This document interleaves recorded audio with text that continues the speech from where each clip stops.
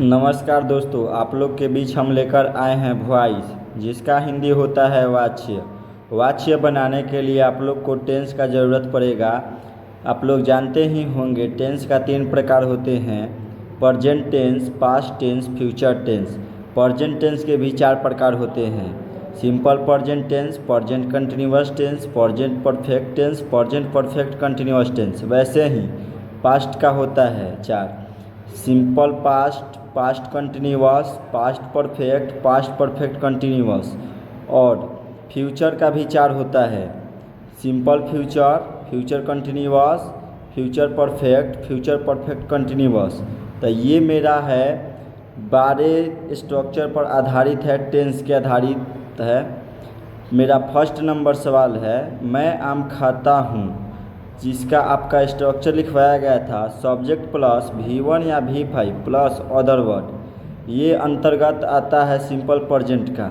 इसका बनेगा आई ईट ए मैंगो। वैसे ही सेकेंड है मेरा, मैं आम खाता रहूँगा। जो कंटिन्यू चलता है वो कंटिन्यूअस में आ जाता है। ये बता रहा है कि मैं आम खा रहा हूँ, जो कि ये कंटिन्यूअस में आ जाएगा। कंटिन्यूअस का आप लोग को बताया गया था subject plus am is are plus V4 plus other word. तो इसका ट्रांसलेशन बनेगा I am eating a mango. वैसे ही प्रेजेंट परफेक्ट का है सब्जेक्ट प्लस हैव या has plus V3 plus other word. इसका ट्रांसलेशन बन जाएगा I have eaten a mango. चलिए प्रेजेंट परफेक्ट कंटिन्यूअस में चलते हैं। ये चौथा है मेरा, प्रेजेंट परफेक्ट कंटिन्यूअस का चौथा है। प्रेजेंट परफेक्ट कंटिन्यूअस का स्ट्रक्चर लिखवाया गया था सब्जेक्ट प्लस हैव या has plus been plus V4 plus other word. इसका ट्रांसलेशन बनेगा I have been eating a mango. चलिए अगला प्रश्न की ओर चलते हैं। अगला प्रश्न है मेरा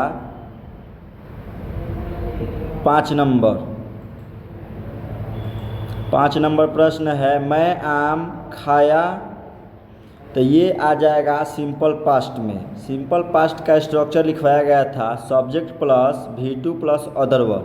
तो इसका ट्रांसलेशन बनेगा आई एट ए मैंगो। वैसे ही मेरा 6 नंबर प्रश्न है, मैं आम खा रहा था। इसका स्ट्रक्चर आप लोग को लिखवाया गया था सब्जेक्ट प्लस वाज या वर plus V4 plus other word. तो V4 हमेशा कंटिन्यूअस में लगता है, वो किसी का हो, प्रेजेंट का हो, पास्ट का हो, फ्यूचर का हो, उसमें V4 लगना ही लगना है। इसका ट्रांसलेशन बन जाएगा I was eating a mango. चलिए 7 नंबर प्रश्न है, मैं आम खा चुका था। ये पास्ट परफेक्ट के अंतर्गत आता है। तो इसका स्ट्रक्चर आप लोग को लिखवाया गया था subject plus had plus V3 plus other word. Perfect में V3 हमेशा लगता है, वो किसी का परफेक्ट हो। इसका ट्रांसलेशन बनेगा I had eaten a mango. वैसे ही पास्ट परफेक्ट कंटिन्यूअस का ये है, मैं आम खाता।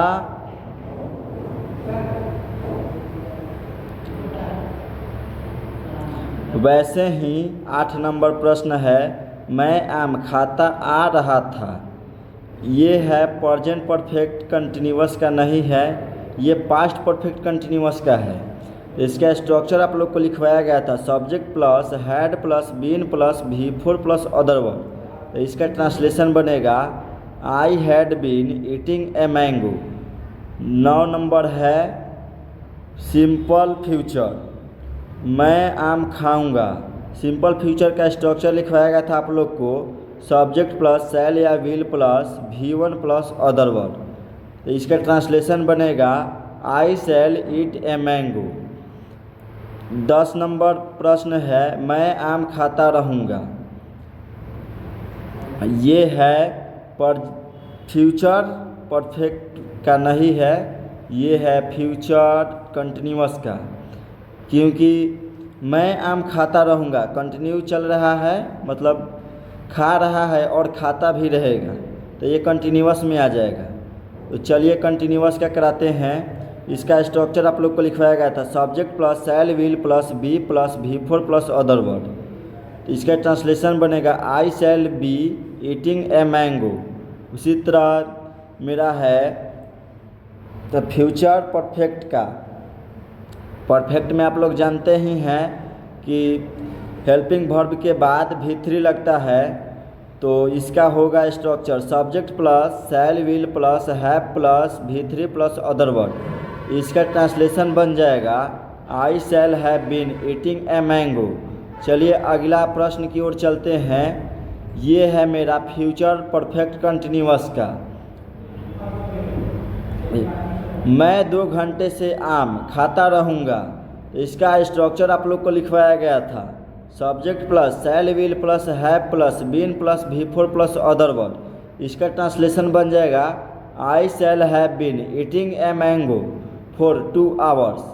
चलिए आगे चलते हैं। अगला क्या है, वॉइस के बारे में अब हम लोग चर्चा करेंगे। वॉइस के बारे में देखिए, बोल रहा है कि व्हाट इज वॉइस। वॉइस क्या है, तो voice is the form of a verb that denotes whether it's is formed by the subject और the subject denotes to. Hindi में वॉइस का हिंदी होता है वाच्य। क्रिया का वह रूप है जिसमें यह पता चलता है कि क्रिया कर्ता के अनुसार है अथवा कर्म के अनुसार।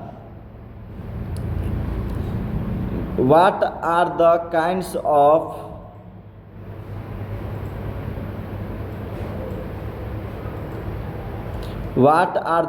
of voice? बोल रहा है कि वॉइस कितने प्रकार के होते हैं।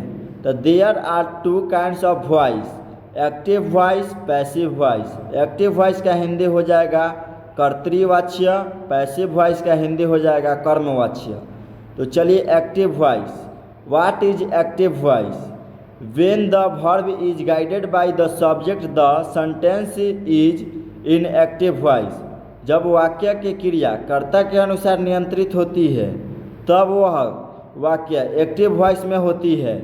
जैसे राम किताब पढ़ता है, तो इसका ट्रांसलेशन बनेगा राम रीड्स ए बुक।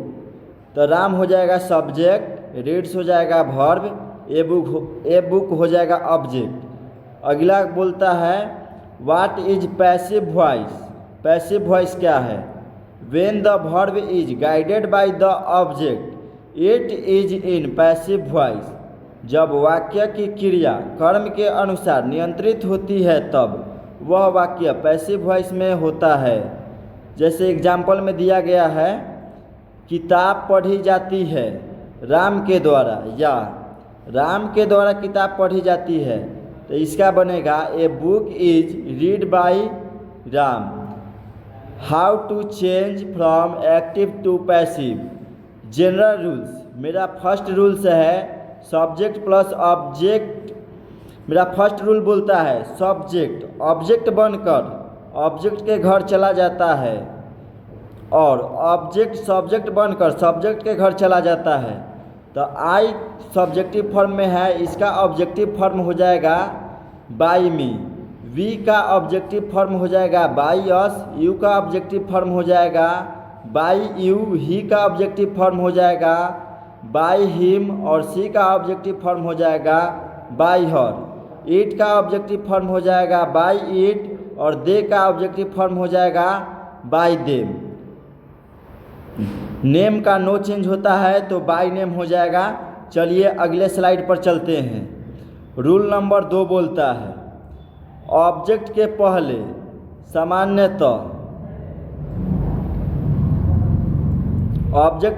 सामान्यतः बाय लगता है।